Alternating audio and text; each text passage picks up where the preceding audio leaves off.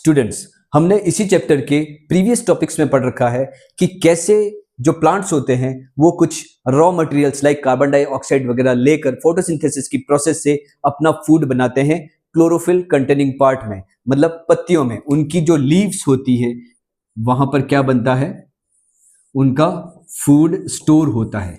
ठीक है। नाउ अब कुछ रॉ मटेरियल्स होते हैं, इस प्रोसेस के लिए कुछ रॉ मटेरियल्स होते हैं, वो कहां से लिए जाते हैं? वो लिए जाते हैं रूट से, क्योंकि प्लांट्स जो है, प्लांट्स का जो सबसे नियरेस्ट और रिचेस्ट सोर्स है इन सब एलिमेंट्स का, like water, phosphorus, minerals, nitrogen, तो ये सब कहां से लेते हैं? वो लेते हैं सॉइल से।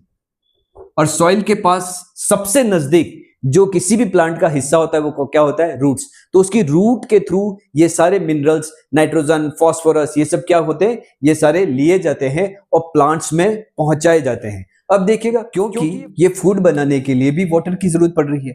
इट मींस अगर कोई प्लांट है, उसकी पत्तियों में, मतलब ये जो भी फोटोसिंथेसिस की प्रोसेस, फूड मेकिंग की प्रोसेस हो रही है लीफ में, और वाटर जा रहा है उसकी रूट से, किसी भी प्लांट की रूट से जा रहा है, ये रूट है, ठीक है।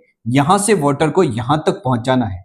अब अगर छोटे प्लांट्स हैं तो हम मान सकते हैं कि डिफ्यूजन से क्या होता है, वाटर वहां तक पहुंचा दिया जाए। लेकिन हम बड़े प्लांट्स की बात करें, बड़े ट्रीज की बात करें, तो वहां पे रूट से इन जो लीव्स का डिस्टेंस होता है वो काफी दूर होता है, तो डिफ्यूजन ओनली जो होगा वो सफिशिएंट नहीं होगा यहां पर क्या करने के लिए, इन सारे चीजों को ट्रांसपोर्ट करने के लिए। दूसरा, इन जो लीफ में जो फूड बनता है वो फूड भी प्लांट की हर एक सेल तक पहुंचाना होता है। तो अगर जो बड़े प्लांट्स है, तो बड़े प्लांट्स में पॉसिबल ही नहीं है कि डिफ्यूजन से फूड भी वहां पहुंच जाए, वाटर भी पहुंच जाए हर एक प्लांट की हर एक सेल तक। तो वहां पे क्या होगा, एक प्रॉपर सिस्टम बनाना पड़ेगा। उस सिस्टम को हम लोग कहते हैं ट्रांसपोर्टेशन सिस्टम इन प्लांट्स। तो because plants do not move, plants move नहीं करते हैं जैसे हम करते हैं। जितनी हमें एनर्जी की नीड होती है उतनी प्लांट्स को नहीं होती है, क्योंकि हम कई सारी एक्टिविटीज ऐसी करते हैं जो प्लांट्स नहीं करेंगे, जिसमें फर्स्ट और सबसे बड़ा है मूवमेंट। हम लोग बहुत ज्यादा मूवमेंट करते हैं और प्लांट्स इतना मूवमेंट नहीं करते, इसलिए they have low energy need. उनकी जो एनर्जी की आवश्यकता होती है वो क्या होती है, कम होती है। दूसरी चीज, उसमें बहुत ज्यादा डेड सेल्स होती है, उनमें डेड सेल्स भी बहुत ज्यादा होती है। हमारी बॉडी में डेड सेल्स इतनी नहीं होती। जितना बड़ा आपको ट्री नजर आ रहा है, आप सोचोगे कि इसकी सारी की सारी सेल जीवित है, नहीं। उसका जो बाक वाला पोर्शन होगा, मतलब उसकी जो छाल होगी, वो सारी सेल्स क्या है, ये सारी सेल्स मरी हुई है। ठीक है। तो क्योंकि अब उसमें बहुत ज्यादा मात्रा में डेड सेल्स है, क्योंकि उनको लो एनर्जी नीड है, इसलिए इसमें क्या चलता है, स्लो ट्रांसपोर्ट सिस्टम। इसमें जैसे हमें कैसे रैपिडली एनर्जी की, ऑक्सीजन की जरूरत पड़ रही थी, हमें हमारी बॉडी को एनर्जी की नीड होती, वैसे इसमें इतनी फास्ट, इतनी रैपिडली जरूरत नहीं होती। They have the slow transport system. हाँ, एक चीज जरूर है कि उसमें ये जो ट्रांसपोर्टेशन वाला जो सिस्टम है वो लार्जर हो सकता है। बड़े जो प्लांट्स है, बड़े जो ट्रीज है, उसमें लार्जर होता है। मतलब उसमें क्या होते हैं, उसमें ये जो ट्रांसपोर्टेशन के लिए जो मैंने बताया कि ह्यूमन बीइंग में क्या होते हैं, ह्यूमन बीइंग में भी पाइपलाइंस होती है, जैसे वेन्स होती है, आर्टरीज होती है, कैपिलरीज होती है, वैसे ही प्लांट्स में भी कई पाइपलाइन होती है जिससे कि फूड ट्रांसपोर्ट होता है, जिससे मिनरल्स ट्रांसपोर्ट होते हैं, जिससे कि वाटर ट्रांसपोर्ट होता है। तो इन्हें हम क्या कहते हैं? ठीक है। तो जो प्लांट्स का जो ट्रांसपोर्टेशन सिस्टम होता है उसमें फूड ट्रांसपोर्ट करने के लिए, मतलब लीफ में, पत्तियों में क्या बन गया, फूड बन गया है। अब वो कहां चाहिए, वो चाहिए बॉडी के हर एक पार्ट तक। तो एक सेपरेट फूड ट्रांसपोर्ट करने के लिए क्या चाहिए, एक सेपरेट ट्रांसपोर्टेशन सिस्टम है जो है फ्लोएम टिश्यू बनाता है, जिसको कहते हैं फ्लोएम ट्रांसपोर्ट सिस्टम। ठीक है। ये एक टिश्यू है फ्लोएम, इससे क्या ट्रांसपोर्ट हो रहा है, food, amino acids and other substances. ठीक है। और दूसरा वाला कौन सा, वाटर के लिए, मतलब रूट से जो पानी जा रहा है ऊपर, उसके लिए भी पूरा की पूरा एक अलग सिस्टम है जो कि जाइलम टिश्यू से बनता है, जाइलम ट्रांसपोर्ट सिस्टम जिसे कहेंगे। तो जाइलम क्या ट्रांसपोर्ट कर रहा है, it transport water and minerals. तो जाइलम क्या ट्रांसपोर्ट करता है, वाटर, जाइलम, जाइलम, अब याद रखना, जाइलम, और ये है वाटर, मतलब जल, ज से ज याद रखना। ठीक है। जाइलम जल ट्रांसपोर्ट करता है, वाटर ट्रांसपोर्ट करता है। और जो फ्लोएम है, फ्लोएम है वो क्या ट्रांसपोर्ट कर रहा है, फूड, फ से फ याद रखना। फ्लोएम क्या ट्रांसपोर्ट कर रहा है, फूड ट्रांसपोर्ट कर रहा है, amino acid and other substances.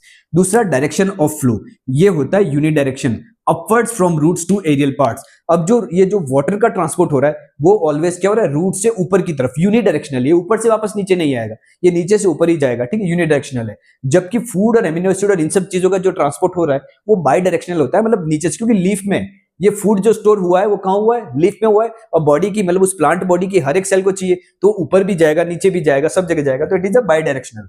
Now process क्या क्या इन्वॉल्व होते हैं, इसमें फिजिकल प्रोसेस इन्वॉल्व होते हैं, जैसे रूट प्रेशर क्या है, ट्रांसपिरेशनल पूल क्या है, ये हम इसके जस्ट बाद पढ़ेंगे। रूट प्रेशर एंड ट्रांसपिरेशनल पूल क्या होता है, फिजिकल प्रोसेस होती है, और इसमें क्या है, एक्टिव ट्रांसपोर्ट सिस्टम चलता है, ठीक है। मींस इसमें क्या जरूरत होती है, इट रिक्वायर्स एनर्जी, ठीक है।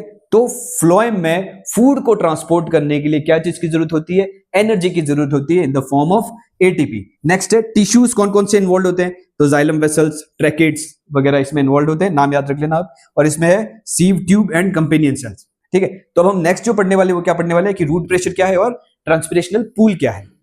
तो फर्स्ट हम पढ़ेंगे root pressure. Root cells takes up ions from soil which creates difference in the concentration of these ions between the root and the soil। अब क्या होगा, जैसे ये प्लांट के रूट्स हैं, ठीक है, ये रूट्स है, these are the roots। अब ये क्या करेगी, यहां पे सॉइल है पूरी अंदर, यहां पे जो रूट सेल आपकी जो कांटेक्ट में है सॉइल के आसपास, यहां पे क्या होगा, आयंस होंगे कुछ, ठीक है। तो क्या करेगा, root cells takes up ions from soil.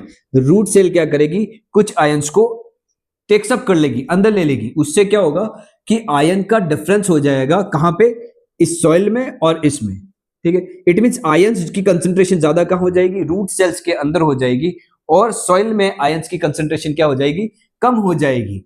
तो क्या होगा, तो जो वाटर है, तो जो पानी होगा वो क्या होगा, देयरफॉर उसको क्या लगेगा, एक प्रेशर लगेगा, therefore moves into the root from the soil। तो सॉइल से जो वाटर है एक पुल लगेगा, तो वो क्या होगा, वो यहां से होते हुए क्या होना शुरू हो जाएगा, रूट में ऊपर की तरफ चलना शुरू हो जाएगा। क्योंकि ये आयंस का मूवमेंट आगे होता चलता चला जाता रहा है, वैसे ही वाटर भी आगे मूवमेंट होता चलता चला जाएगा। therefore there is constant movement of water into root xylem creating a column of water का एक कॉलम बन जाता है, ठीक है, वाटर का एक कॉलम बनता चला जाता है। और ये जो वाटर का कॉलम है, ये वाटर का कॉलम है, वो ऊपर की ओर चलता चला जाता है, into root xylem creating a column of water that is pushed upwards. ये ऊपर की ओर चलता चला जाता है। तो यही आपका रूट प्रेशर है। रूट प्रेशर बहुत ही सिंपल सिस्टम हो गया कि रूट सेल्स जो होगी वो सॉइल से कुछ आयंस को क्या कर लेगी, टेक्सअप कर लेगी, ले लेगी, जिससे क्या हो जाएगा कि वो सॉइल में और रूट में क्या हो जाएगा, डिफरेंस हो जाएगा आयंस का। तो वाटर क्या करेगा, मूवमेंट करना शुरू हो जाएगा सॉइल से रूट की तरफ, और पुश्ड अपवर्ड्स होता चला जाएगा, वाटर का एक कॉलम क्रिएट होता जाएगा और वो ऊपर की तरफ चलता चला जाएगा। यही क्या है, यही रूट प्रेशर है। नेक्स्ट हम पढ़ते हैं ट्रांसपिरेशन पूल। ट्रांसपिरेशन भी एक सिस्टम है जिससे जो प्लांट्स है, जो बड़े प्लांट्स है, उसमें ट्रांसपिरेशन यूज किया जाता है। रूट प्रेशर जो है वो बड़े प्लांट्स या ट्रीज के लिए सफिशिएंट इनफ नहीं होता है। इसके लिए प्लांट्स एक और सिस्टम का यूज करते हैं जिसे कहते हैं ट्रांसपीरेशन, ठीक है।